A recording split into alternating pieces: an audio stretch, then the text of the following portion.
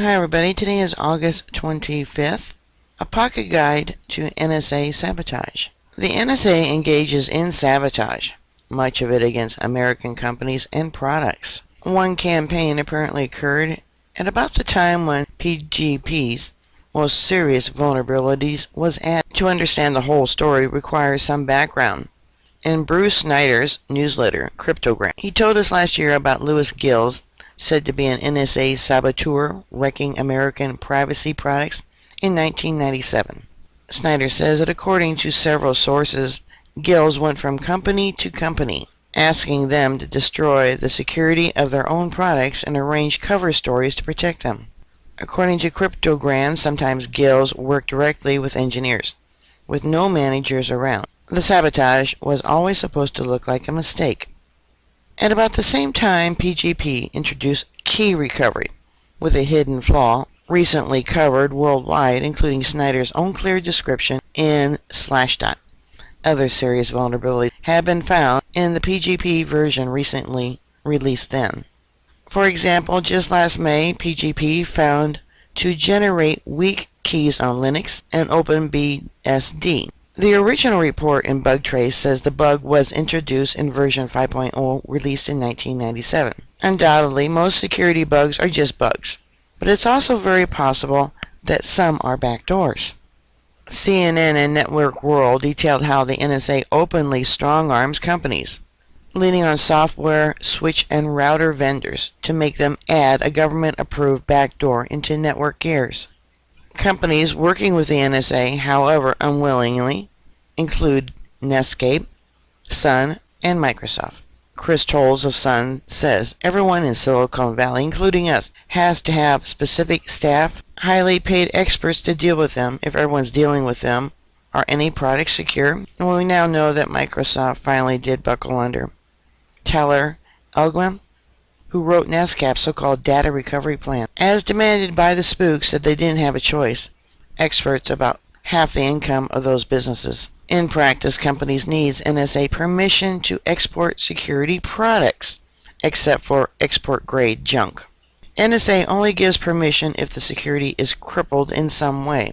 Duncan Campbell reported in Interception Capabilities 2000 that NSA succeeded in compromising browsers from both Microsoft and Netscape, as well as Lotus Notes. The browser security was openly gutted by NSA's insistence on reducing key sizes to whatever the NSA can easily crack at the time. In the case of Lotus Notes, the keys appeared to be longer, but just enough of each key was secretly given to the NSA. According to Network World, the NSA forced MasterCard International to dumb down the Secure Electronic Transaction (SET) credit card encryption standard. NSA insisted that most of every transaction not be encrypted at all. When someone steals a lot of money using SET, we'll know why. Sabotaging friends and foes isn't new for the NSA. It's lifelong behavior. In Crypto AG, the NSA Trojan Horror, you'll find the intriguing but very disturbing story of how 50 years ago NSA rigged the crypto system sold by Crypto AG so that NSA could read the supposedly secret messages. Customers of Crypto AG included embassies, militaries, banks, and rogue nations, such as the Vatican.